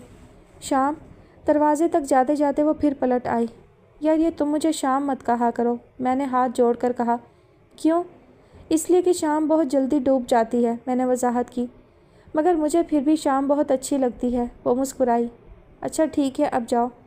शाम, बाबा से कहो मुझे यूनिवर्सिटी में एडमिशन दिला दें, उसने कहा। खुद कह लो। मैं बिस्तर पर बैठकर जूते उतारने लगा। नहीं मैं नहीं, तुम कह दो प्लीज़, मेरे अच्छे दोस्त नहीं हो। मुझे मालूम था वो हमेशा हर काम मुझसे कहकर करवाती थी। क्या अभी कह दूँ? मैं खड़ा हो गया। नहीं, क्या कर रहे हो? अभी तो वो सो रहे हैं। वो घबरा गई। تو پھر جاؤ، ابھی بہت وقت پڑا ہے ایڈمیشن شروع ہونے میں۔ میں دوبارہ بیٹھ گیا۔ ایک بات اور ہے شامی، ہم لوگ گاؤں جائیں گے کچھ دنوں تک۔ تو پھر؟ میں نے چڑھ کر پوچھا۔ تو پھر یہ کہ تم بھی ساتھ چلو، وہ کچھ رک کر مزے سے بولی۔ کیا ابھی چلنا ہے یا صبح تک انتظار کرو گی؟ میں نے بے چارگی سے کہا تو ہنستی ہوئی باہر چلی گئی۔ اگلے دن بابا بھی سر ہو گئے تو مجبوراً مجھے ساتھ جانا پڑا۔ یہاں آ کر احساس ہوا کہ ایمن آج تک اپنے گاؤں کو نہیں بھولی۔ ایک سرخوشی اس کے پورے وجود کو گھیرے ہوئے تھی، گاؤں کی سادگی اور خوبصورتی اسے پاگل کیے دے رہی تھی۔ شام تم نے سنی یہ چکی کی آواز؟ شام، کبھی تم نے تازہ مکھن کھایا ہے؟ موٹی ہو جاؤ گی کھا کھا کر، میں چڑھ کر کہتا اور وہ مزے سے روٹی پر مکھن رکھے کھائی جاتی۔ شام آؤ تمہیں تائے جان کا باغ دکھا کر لاؤں۔ سفید کاٹن کا سوٹ جس کے بازوں پر سرخ دھاگے سے خوبصورت بیلیں بنی تھی، سرخ دوپٹہ اوڑھے فریش چہرے کے ساتھ وہ سامنے تھی۔ تائے جان کا باغ بہت بڑا تھا، درمیان میں سے چھوٹی سی ندی بہتی تھی۔ آؤ شام، تمہیں اپنی پسندیدہ جگہ دکھاؤں۔ وہ مجھے ندی کے کنارے پودوں کے کنج میں لے گئی، جہاں دونوں سائڈوں پر درخت کچھ اس طرح لگے تھے کہ ندی پر چھت سی پڑ گئی تھی۔ دن میں بھی شام کا سا منظر تھا۔ ایمن جلدی سے چپل اتار کر ندی کے ٹھنڈے پانی میں پاؤں ڈال کر بیٹھ گئی۔ میں درخت سے ٹیک لگائے درختوں سے چھن چھن کر آتی سورج کی کرنوں کو دیکھنے لگا۔ کوئی شریر کرن پانی کو چھوتی تو پانی کے ماتھے پر ستارے سے چمک جاتے۔ خاموشی، سکون، ٹھنڈک کا احساس اور پرندوں کی بولی اور کرنوں کی آنکھ مچولی نے مل کر اس جگہ کو بے انتہا خوبصورت بنا دیا تھا۔ ایمن، میں بے اختیار ہی پکارا۔ وہ چپ چاپ پانی میں پاؤں ڈالے گھاس کے تنکے توڑے جا رہی تھی۔ مجھے یوں لگا جیسے وہ بہت پیچھے چلی گئی ہو اور اس کے اندر وہی میلی سی گھبرائی سی ایمن ہو۔ ایمن، کیا سوچ رہی ہو؟ کچھ نہیں، وہ چپ چاپ تنکے توڑے گئی۔ تبھی سورج کی کرن اس کے ماتھے کو چھو کر ستارے بکھرا گئی۔ ایمن، تم نے کبھی محبت کی ہے؟ میں نے کبھی نہیں سوچا تھا کہ اظہار بھی کوئی چیز ہے۔ بس ہم دونوں ایک دوسرے کے لیے لازم و ملزوم ہیں، لیکن اس سمے میرا دل چاہ رہا تھا کہ وہ کہے، سورج کی کرنوں کو گواہ بنا کر کہے کہ وہ صرف مجھے چاہتی ہے۔ ایمن، بولو نا، میں نے اصرار کیا۔ کیوں نہیں شامی، میں نے اس گاؤں سے محبت کی ہے، ان پانیوں سے عشق ہے مجھے جنہیں میری ماں نے چھوا ہوگا، ان کھیتوں میں میرا دل دھڑکتا ہے جہاں میرے باپ نے ہل چلایا ہے، ان فضاؤں سے جہاں ان کے کہے گونجے ہوں گے۔ شامی، موت اتنی بے رحم کیوں ہوتی ہے؟ حقیقتاً اب تک وہ ایمن تھی جو پہلے دن ہمارے گھر آئی تھی۔ اور بس ایمی، میں اس کا سوال نظر انداز کر گیا۔ اس وقت میرا پورا وجود دل بن کر دھڑک رہا تھا۔ اور بابا ہیں، تم ہو شام، وہ چہرہ موڑ کر مجھے دیکھنے لگی۔ میرے دل میں سکون کی لہر دوڑ گئی۔ ہاں، میں بھی ہوں۔ توبہ ہے، تم بھی کیا باتیں لے بیٹھے، وہ جلدی سے لہجہ بدل کر بولی۔ شامی، مجھے وہ امرود توڑ دو۔ اس نے ندی کے دوسری طرف پیڑ پر لگے گدرے گدرے امرودوں کی طرف اشارہ کیا تو میں ایک نظر اس پر ڈال کر ندی پھلانگے آگے بڑھا، مگر درمیان میں ہی ایمن نے میری شرٹ کو جھٹکا دیا اور میں سیدھا ندی میں جا گرا۔ وہ منہ پر ہاتھ رکھ کر بچوں کی طرح ہنستی چلی گئی اور پھر بائے بائے کرتی گھر کی طرف بھاگ گئی۔ عجیب رت مہکی ہے اب کے برس، چاند روشن ستارے مدھم ہے، ایک دیا سا جلا تھا بہتے پانیوں میں، تب سے اب تک بھنور مدھم ہے۔ میں شاعر نہیں تھا مگر میں نے ایمن کے لیے بہت نظمیں لکھیں۔ میں نے اس کا وجود اشعار کے قالب میں ڈھالا، اس کا معصوم اظہار مجھے کیا سے کیا بنا گیا۔ آج احسن رضا کے والدین آئے تھے کھانے کی میز پر، بابا نے بتایا۔ اوہ، میں پانی لانا تو بھول ہی گئی۔ ایمن جلدی سے اٹھ گئی۔ وہ تو اکثر آتے رہتے ہیں بابا جانی، آج کوئی خاص بات تھی؟ میں نے کباب پلیٹ میں رکھتے ہوئے پوچھا۔ ہاں، بابا کچھ لمحے چپ ہو گئے۔ آج وہ ایمن کے لیے آئے تھے۔ ایمن کے لیے؟ کیا مطلب بابا جانی؟ میں نے کانٹا پلیٹ میں رکھ دیا۔ وہ ایمن کے لیے احسن کا رشتہ لے کر آئے تھے، بابا نے آہستگی سے بتایا۔ احسن کا ایمن سے رشتہ؟ کچھ لمحے مجھے واقعی سمجھ میں نہیں آیا کہ اس بات کا کیا مطلب ہے۔ تو آپ نے کیا کہا؟ میری آواز گہرے کنویں سے ابھری۔ مجھے کیا کہنا ہے، میں نے انکار کر دیا۔ شروع سے میں نے تمہاری اور ایمن کی شادی کا سوچا ہے۔ چھناکے کی آواز کے ساتھ کچھ ٹوٹا تھا۔ میں اور بابا تیزی سے کچن کی طرف بھاگے۔ جگ ٹوٹ چکا تھا۔ ایمن دونوں ہاتھوں سے کرسی کی پشت تھامے کھڑی تھی، اس کا رنگ ایک دم زرد تھا۔ کیا ہوا ایمن؟ بابا نے پوچھا تو وہ بابا کے گلے لگ کر رونے لگی۔ گڑیا، کیا ہوا؟ کہیں کانچ تو نہیں چبھ گیا؟ بابا پریشان ہو کر پوچھنے لگے۔ چبھ گیا بابا جان، بہت زور سے، ایمن نے براہ راست میری آنکھوں میں جھانک کر کہا تھا اور پھر بھاگتی ہوئی باہر نکل گئی۔ اسے کیا ہوا؟ بابا نے پریشان ہو کر میری طرف دیکھا۔ میں دیکھتا ہوں بابا، آپ چلیں۔ میں اس کے پیچھے لپکا۔ وہ اپنے کمرے میں نہیں تھی۔ یوں ہی ڈھونڈتا ہوا میں لان میں نکل آیا، دونوں ہاتھوں کی مٹھیاں بھینچے ادھر ادھر چکراتی بے چین روح لگی۔ ایمن، میں نے پکارا۔ اس کا رویہ مجھے لرزا سا گیا تھا۔ احتشام یہ کیا کہہ دیا بابا نے؟ خدا کی قسم میں نے کبھی ایسا نہیں سوچا، کبھی بھی نہیں۔ رات کالی گھور تھی مگر ان آنکھوں کی تاریکی اس سے بھی بڑھ کر تھی جس نے میرے پورے وجود کو نگل لیا۔ بولو نا احتشام، تم نے بھی کبھی ایسا نہیں سوچا؟ پلیز کہہ دو تم نے ایسا کبھی نہیں سوچا۔ اس کا چہرہ آنسوؤں سے تر ہو رہا تھا۔ بادلوں نے گھبرا کر چاند کو ڈھانپ دیا، ساری کلیاں چپ تھیں، ساری فضا ساکت۔ میں نے تو ہمیشہ یہی سوچا تھا ایمی، مگر میرے ہونٹوں پر بھی چپ آ گری۔ اماوس کی رات میں جگر جگر کرتے جگنو ایک ایک کر کے میری چپ کے ہاتھوں مرنے لگے۔ وہ جیسے تھک کر بیٹھ گئی۔ میں نے ہمیشہ تمہارے وجود میں ہر رشتہ تلاش کیا ہے احتشام، بھائیوں جیسا تحفظ، بہنوں سی رازداری، دوستوں سا خلوص، مگر احتشام میں نے کبھی ایسا نہیں سوچا۔ میں نے تو بس احسن کو۔ وہ ایک دم سے چپ ہو گئی تھی۔ میں اسے جھنجھوڑ کر پوچھنا چاہتا تھا کہ وہ لمبو تمہیں مجھ سے زیادہ عزیز ہو گیا ہے، مگر میرے سارے آنسو ایک ایک کر کے دل کی ٹھنڈی برفیلی زمین پر گر کر برف ہوتے رہے۔ اپنا دکھ تو بس اپنا ہی ہوتا ہے۔ وہ کچھ لمحے مجھے دیکھتی رہی، پھر اٹھ کر اندر چلی گئی۔ کسی ایسے مسافر کا تصور کیا ہے جس نے ساری عمر کی مسافتیں منزل کی جستجو میں گزاری ہو، مگر جب منزل پر پہنچے تو راستے مقدر ٹھہرے۔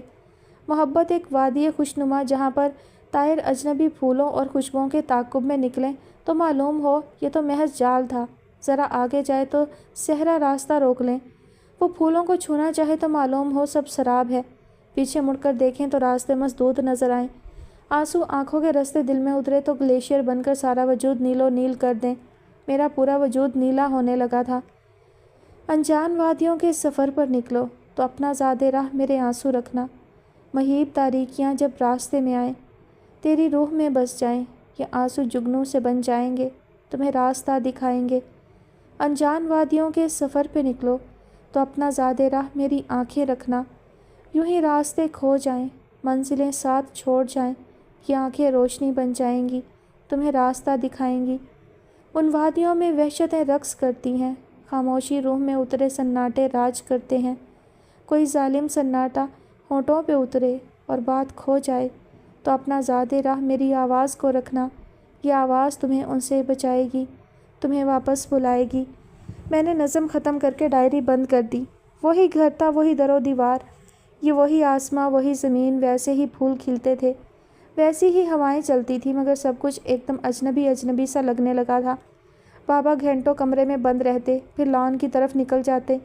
ان کی لاٹھی کی ٹک ٹک کچے گھڑے کے پاس جا کر رک جاتی، گھڑے کے گلے میں پڑی کلیاں سوکھ کر اپنا بدن کھونے لگی تھیں۔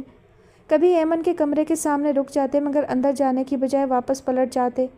ایمن کئی بار آئی تھی، کبھی میری موجودگی میں، کبھی غیر موجودگی میں، کبھی اکیلے، کبھی احسن کے ساتھ۔ وہ روتی جاتی، بابا ایک بار میری طرف دیکھ لیں۔ وہ ان کا چہرہ دونوں ہاتھوں میں تھام کر اپنی طرف موڑتی، مگر پتھر کے وجود میں کوئی جنبش نہ ہوتی۔ کاش احتشام صرف ایک بار مجھے بتا دیتے کہ وہ مجھ سے یوں خفا ہو جائیں گے تو میں کبھی احسن رضا سے شادی نہ کرتی۔ خدا کے لیے احتشام بابا سے کہو ایک بار وہ مجھ سے بات کر لیں۔ وہ ہاتھ جوڑ دیتی، بابا ایسا مت کریں، مگر میری آواز پتھروں سے سر پٹک کر دم توڑ جاتی۔ پھر شاید ایمن ہار گئی، بابا کی ضد کے ہاتھوں اور کبھی لوٹ کر نہیں آئی۔ بابا اگر آپ کی اپنی بیٹی ہوتی تو کیا اس سے بھی اسی طرح منہ موڑ لیتے؟ میں نے ان کے گھٹنے پر ہاتھ رکھ کر پوچھا۔ بابا جان کی نظریں آتش دان کے شعلوں سے الجھ رہی تھیں۔ وہ میری بیٹی ہی تو تھی احتشام، دکھ تو اپنوں کے دیے زخموں کا ہی ہوتا ہے، تمہیں دکھ نہیں ہوا تھا؟ بابا جان کی انگلیاں میرے ماتھے پر رینگنے لگتیں تو میں نظریں چرا جاتا۔ ایک عمر آنکھوں میں بسنے والے خواب ہواؤں کا رزق ہو جائیں تو انسان ٹوٹ جاتا ہے۔ میں تو یہ ٹوٹ پھوٹ سہ گیا، مگر بابا جان؟ میں نے ایک نظر ان کے چہرے پر ڈالی اور گہری سانس لیتے ہوئے اٹھ گیا۔ شاید ضد محبت سے زیادہ طاقتور ہوتی ہے۔ نہ جانے کتنا وقت گزرا تھا، 3 مہینے یا شاید صدیاں بیت گئیں۔ ایمن نہ جانے کہاں کھو گئی تھی۔ ندا کی رفاقت میں نے سب کچھ بھلانے کی کوشش کی۔ ننھے ہمران کی کھلکھلاہٹیں، شرارتیں بابا کے پتھر وجود کو پگھلا گئیں۔ میں نے ندا کو سب کچھ دینے کی کوشش کی، اپنا پورا وجود اس کے حوالے کر دیا، مگر جب وجود کے اندر برف کا ٹکڑا رکھا ہو تو بس سانسیں آتی جاتی رہتی ہیں۔ احتشام کسی بات میں اختلاف بھی کر دیا کریں، اپنی ہر بات کے جواب میں ٹھیک ہے سن کر وہ چڑھنے لگتی۔ احتشام، ان آنکھوں میں کون بستا ہے؟ کبھی کبھی وہ یوں ہی میری آنکھوں پر ہاتھ رکھ دیتی۔ صرف تم ندا۔ میں اس کے دونوں ہاتھ تھام لیتا۔ جھوٹ، بالکل جھوٹ، وہ دونوں ہاتھ چھڑا لیتی۔ جھوٹ کیوں؟ میں حیران رہ جاتا۔ اس لیے احتشام کہ میں نے ان آنکھوں میں ہمیشہ ایک تلاش دیکھی ہے۔ کسے کھوجتے رہتے ہیں آپ؟ वो मेरी आंखों में झांक कर कहती तो मैं आंखें ना चुरा पाता। हाँ, मेरा पूरा वजूद नीला होने लगता और फिर वो रूठ गई। न जाने किन मंजिलों की तलाश में निकली कि वापस ना आ सकी, और मैं नन्हे उमैर और समीर को गोद में भरकर सोचता रह गया कि वाकई कुछ दुख विरासत में मिलते हैं। क्या ये ज़रूरी था कि कातिब तकदीर मेरा, ऐमन का और मेरे बच्चों का दुख एक जैसा लिखता? हाँ ऐमन, शायद तुम्हें खो देने का एहसास आज भी मेरे दिल की ठंडी और बर्फीली ज़मीन पर ज़िद्दी बच्चे की तरह मौजूद है। बस पहले ये बच्चा रोता था, अब कभी कभी बहल जाता है और इसी ठंडी ज़मीन पर सर रख कर सो जाता है, मगर तुम्हें भूलता नहीं। आप इधर क्या कर रही हैं? समीर ने किचन में झांक कर हैरत से पूछा तो कशिफ एकदम चौंक गई। आ गए तुम लोग, जल्दी से चेंज करो, मैं खाना लगाती हूँ, उसने मसरूफ़ से अंदाज में काम निपटाते हुए कहा तो वो दोनों अंदर आ गए। सच आप ही, कॉलेज से आने के बाद हमारा हमेशा दिल चाहता था कि कोई हमारे लिए खाना लगाए, और जब खुद से कुछ करना पड़ता था तो बहुत गुस्सा आता था। जब से यहाँ आए हैं कोई ढंग का मुलाजिम नहीं मिलता था, उमैर ने कहा तो वो हंस दी। अब ज़्यादा बातें मत बनाओ, खाना ठंडा हो जाएगा, उसने मेज़ पर बर्तन लगाते हुए कहा तो वो कपड़े बदलने चले गए। तब तक कशिफ ने खाना लगा दिया। ये तुम लोग एक जैसे कपड़े मत पहना करो, कसम से मुझे अभी तक पता नहीं चला कि तुम में से उमैर कौन है और समीर कौन, कशिफ ने कहा। दोनों ने जीन्स पर सफ़ेद टी शर्ट पहनी हुई थी। मैं उमैर हूँ। जी नहीं, मैं उमैर हूँ। क्या सबूत है तुम्हारे पास कि तुम उमैर हो? दोनों झगड़ने लगे। वो सर पकड़ कर बैठ गई। आप सिर्फ हमरान भाई को याद रखें, समीर ने मटर पुलाव प्लेट में डालते हुए कहा। हमारा क्या है, हमें सिर्फ ज़ैनब बीबी याद कर लेंगी। वैसे इस वक्त हमरान भाई भी साथ होते तो कितना अच्छा होता, उमैर ने हाथ रोक कर कहा। वो कहाँ गए हैं? कशिफ ने नॉर्मल लहजे में पूछा। 3-4 दिन से उससे देखा भी नहीं था, किसी से पूछना उसे अच्छा नहीं लगा। पापा ने उन्हें गुजरांवाला भेज दिया है, दादा जान के पास, समीर ने इतला दी। क्यों? कशिफ ने बेसाख्ता पूछा था। आउट ऑफ कंट्रोल होते जा रहे थे। दोनों हंसने लगे। वो बुरी तरह ब्लश हो गई। अस्सलाम वालेकुम, आवाज़ पर तीनों चौंक गए। हमरान भाई आप आ गए? दोनों उससे लिपट गए। अब हम आपको शैतान कहेंगे तो आप नाराज़ होंगे, उमैर ने लाड से हमरान के कंधे पर सर टिकाया। क्यों भाई? हमरान उसका सर पीछे करके कुर्सी पर बैठ गया। वो दोनों भी इर्द गिर्द बैठ गए, जबकि कशिफ इस उलझन में थी कि बैठी रहे या उठकर चली जाए। लोग आपको याद कर रहे थे, उमैर ने सरगोशी में इतला दी। बल्कि कुरेद कुरेद कर पूछा जा रहा था, समीर ने लुकमा दिया। अच्छा, मगर लोगों ने तो सलाम का जवाब भी नहीं दिया, हमरान ने उसकी तरफ देखते हुए मुस्कुराकर कहा। हैं कशिफ आपी, आपने भाई के सलाम का जवाब ही नहीं दिया? दोनों ने हैरत का अजीम मुजाहरा किया। तो दिया तो था, वो जो उनकी शरारत पर पजल हुई जा रही थी पस्त सी आवाज़ में बोली। कब? हमने तो नहीं सुना। हमरान भी उनके साथ शामिल हो गया, साथ ही उसकी प्लेट से चावलों का चम्मच भरकर मुंह में डाल दिया। हमरान भाई इतनी मुश्किल में क्यों पड़ते हैं? मेरी प्लेट हाजिर है, उमैर ने मुअद्दिब अंदाज में अपनी प्लेट सामने की। अरे छोटे भाई, अब तो हमारा दाना पानी एक ही जगह लिखा गया है, तुम प्लेट की बात कर रहे हो। हमरान की बात पर कशिफ सब छोड़ छाड़ कर बाहर भाग ली और वो तीनों बिला वजह हंसते रहे। कशिफ आपी, उमैर ने कमरे में झांक कर पुकारा। हम ज़रा लाइब्रेरी तक जा रहे हैं, एग्ज़ाम्स नज़दीक आ रहे हैं, कुछ नोट्स वगैरह बनाने हैं, 4 बजे तक वापसी होगी। हमरान भाई अपने कमरे में आराम कर रहे हैं। वो एक ही सांस में इतला देता चला गया। कशिफ हमरान का कमरे में सुनकर नीचे आ गई। पहले तो किचन में आकर बर्तन धोकर रखे, फिर छोटे से लॉन में निकल आई तो उसे कशिफ लाज का वसी और इस लॉन याद आ गया। वहीं घास पर बैठकर वो आसमान को देखने लगी। ध्यान बार बार मामा की तरफ चला जाता। एहतशाम अंकल आकर ढेरों तसल्लियाँ दे जाते, मगर कुछ बताते ही ना थे कि इस सिलसिले में क्या पेशरफ्त हुई। उमैर और समीर की दिलचस्प बातों में वो बहल जाती और फिर हमरान था, ऊंचा लंबा वेल एजुकेटेड, जो अचानक उसकी ज़िंदगी में शामिल हो गया। अगर वो कशिफ लाज में बाबा के साए में परवरिश पाती तो यकीनन हमरान की रफ़ाकत में खुशी महसूस करती, मगर जिस तरह के माहौल में उसने परवरिश पाई थी वो हमरान के सामने एहसास कमतरी का शिकार होने लगती। मगर हमरान के अंदाज कहीं से भी ऐसे ना लगते कि वो ज़बरदस्ती इस बंधन पर राज़ी हुआ है। धूप पीली पड़ने लगी थी। लें, आप यहाँ हैं? कहाँ गए वो शैतान? हमरान की आवाज़ पर वो चौंक गई। उसने बताया, अगर जहमत ना हो तो 1 कप चाय मिल जाएगी, मैं तब तक शावर ले लूँ, बल्कि 1 नहीं 2 कप, आप भी मेरा साथ देंगी। हमरान के कहने पर वो सर हिलाती किचन में आ गई। चाय दम पर रखकर वो कप निकालने लगी, तभी काल बैल चीख उठी। उसने किचन में लगे वाल क्लॉक पर नज़र डाली। 4 बजने में 10 मिनट बाकी थे। यकीनन उमैर समीर आ गए हैं। हमरान तो बाथरूम में था। वो कप छोटी ट्रे में रखकर बाहर आ गई और बगैर पूछे ही दरवाज़ा खोल दिया। तुम? कशिफ ने पूरी कुव्वत से दरवाज़ा बंद करने की कोशिश की, मगर असद के एक झटके से लड़खड़ाती हुई दीवार से जा टकराई। असद ने अंदर दाखिल होकर इत्मीनान से दरवाज़ा बंद कर दिया। तुम यहाँ छुपी बैठी हो कश्यप बीबी, क्यों आए हो यहाँ? चले जाओ। वो सख्त खौफजदा थी। तुम्हें लेने आया हूँ, इज्जत हो हमारी। वो चीखना चाहती थी मगर आवाज़ हलक में घुटकर रह गई थी। ये क्या हो रहा है? हमरान की आवाज़ सुनते ही जैसे उसके पूरे वजूद में ज़िंदगी दौड़ गई। हमरान ने एक नज़र कश्यप के खौफजदा चेहरे पर डाली और बाजू से पकड़कर अपने पीछे कर लिया। वो जैसे एकदम महफूज हो गई। अब बात करो, लड़की को क्यों खौफजदा कर रहे हो? हमरान का पूरा एतमाद लहजा असद को खल गया। अपनी मंगेतर से बात कर रहा हूँ, तुम कौन होते हो दरमियान में आने वाले? असद उसे अकेला समझकर घर में दाखिल हुआ था। ओह आई सी, तो ये तुम्हारी मंगेतर हैं। हमरान ने दोनों हाथ सीने पर बांधते हुए सामने वाले को नज़रों में तोला। जालिम सिर्फ तब तक जालिम है जब सामने वाला कमज़ोर हो। अपने सामने जोरावर को देखकर उसके हौसले पस्त होने लगते हैं।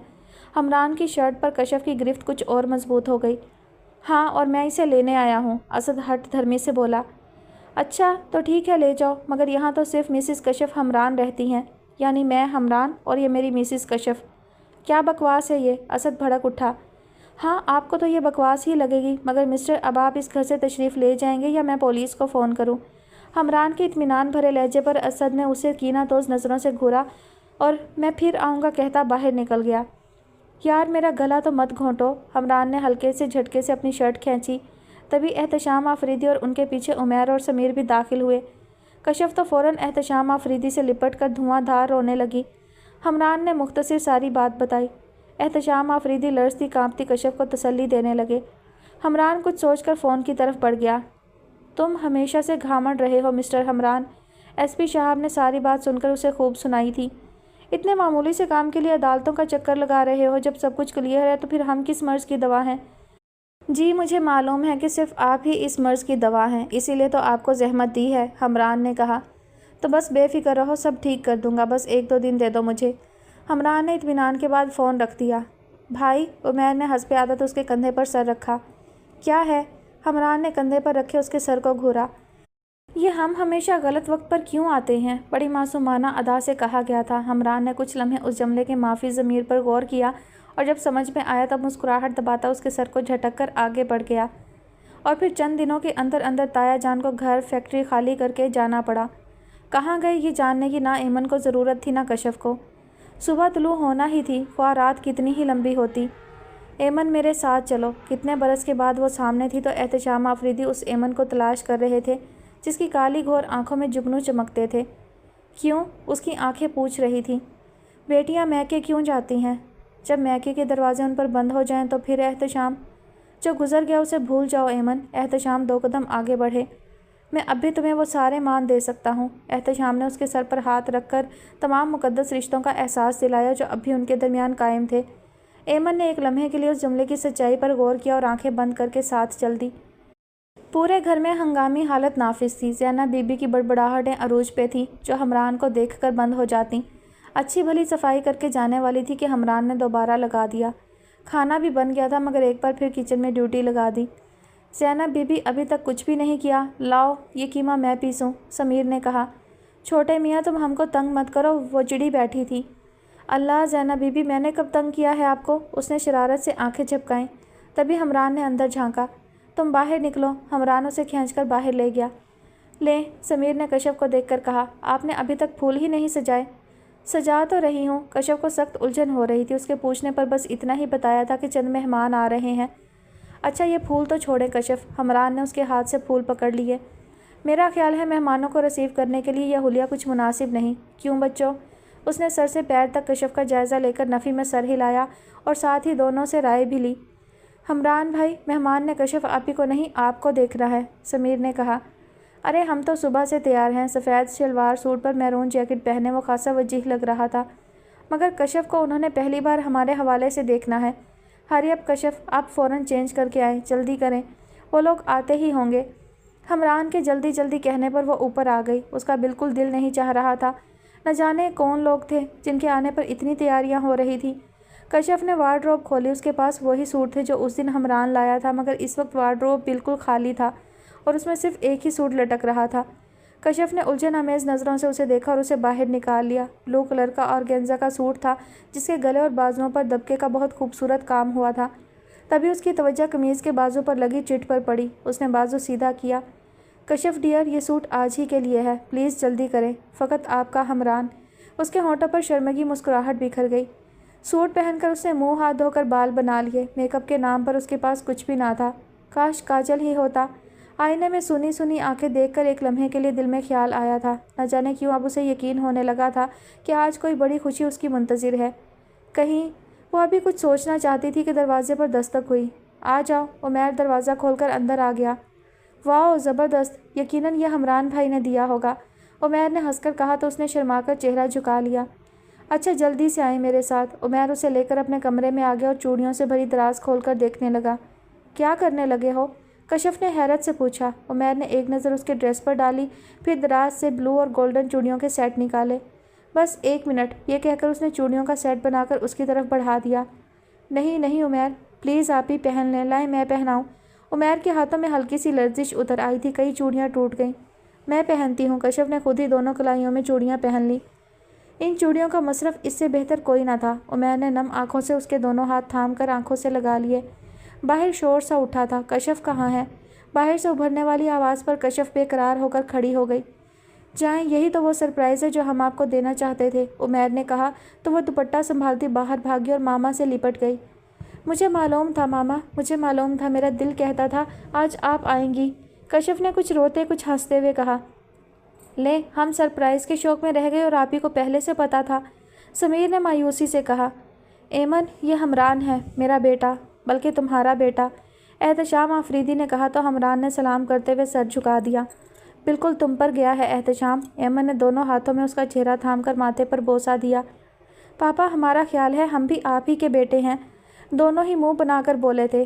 احتشام، تمہارا یہ بیٹا بہت شرارتی لگ رہا ہے، مگر مجھے شاید دو نظر آنے لگے ہیں، ایمن نے ہنس کر کہا۔ ہے تو ایک ہی ماما، مگر اللہ تعالیٰ نے ایک فوٹو اسٹیٹ ساتھ بھیج دیا، کشف نے ہنس کر کہا۔ کشف آپی، آپ سے ہم بعد میں نپٹیں گے، دونوں نے دھمکی دی۔ چائے اور پھر کھانے کے بعد وہ سب گجرانوالہ روانہ ہوئے۔ احتشام، وہ بابا جان، ایمن نے گاڑی میں بیٹھنے سے پہلے آہستہ سے کہا۔ وہ بہت ٹوٹ گئے ہیں ایمن، اب انہیں صرف تم سمیٹ سکتی ہو، احتشام آفریدی نے کہا۔ پاپا، بھائی کی رخصتی کب کریں گے؟ عمیر کے کہنے پر ہمران نے اسے گھورا۔ بس بیٹا، گجرانوالہ پہنچتے ہی دھوم دھام سے کر دیں گے، احتشام آفریدی نے ہنستے ہوئے کہا۔ آفتاب کی کرنوں نے جب دھرتی کے ماتھے پر الوداعی بوسے ثبت کیے تو گاڑی سرخ روش پر پھسلتے ہوئے پورچ میں رک گئی۔ ایمن نے گاڑی سے باہر قدم نکالا تو نگاہ بے تابی سے دور لان کے کنارے پھولوں کے کنج سے ٹکرائی۔ بہت عرصہ بابا نے اسے تمہاری نشانی سمجھ کر سنبھالا، جب ہمران نے چلنا شروع کیا تو سب سے پہلے وہ گھڑا توڑا تھا، مگر تمہاری یاد شاید تمام چیزوں سے بالاتر تھی، احتشام آفریدی نے کہا۔ ایمن نے سر ہلا کر قدم آگے بڑھا دیے۔ منکش آبنوسی دروازہ اسی لمحے کھلا۔ ایمن کی پیاسی نگاہیں بابا جان کی بوڑھی نگاہوں سے ٹکرائیں اور پھر بابا جان کی چھڑی ہاتھوں سے نکل گئی اور دونوں بازو واہ ہو گئے۔ ضد محبتوں سے بڑھ کر تو نہیں ہوتی، احتشام آفریدی سوچ رہا تھا۔ اس نے مڑ کر ڈوبتے سورج کی آخری کرنوں کو دیکھا۔ بہت پہلے ندی کنارے سورج کی کرنوں سے پانی کے ماتھے پر میں نے ایک خواب لکھا تھا تو تقدیر کے ہونٹوں پر مسکراہٹ بکھر گئی تھی۔ میں منتظر رہا، مگر ہوا کیا کہ اس خواب کی تعبیر بہتے پانیوں کے ساتھ بہت دور سمندروں میں نکل گئی اور سورج کی کرنوں سے لکھا خواب پانی کے سینے پر سر رکھ کر سسکنے لگا۔ اس نے ایک نظر کشف اور ہمران کے روشن چہروں پر ڈالی۔ شاید بہتے پانیوں پہ لکھے خوابوں کی تعبیر ایسی ہی ہو۔ ختم شد۔ جی تو ڈیئر لسنرز، یہ پیاری سی چھوٹی سی سٹوری اپنے اختتام کو پہنچی۔ آپ سب کو کیسی لگی ضرور بتائیے گا۔ مجھے تو یہ کہانی بے حد پسند ہے اور میں اسے دوبارہ ریڈ کر کے بہت زیادہ خوش ہوں۔ انشاءاللہ بہت جلد آپ کے لیے پھر سے عید سٹوری لے کر حاضر ہوں گی۔ تب تک اپنا بہت سارا خیال رکھیے گا اور مجھے اپنی دعاؤں میں یاد رکھیے گا۔ اللہ حافظ۔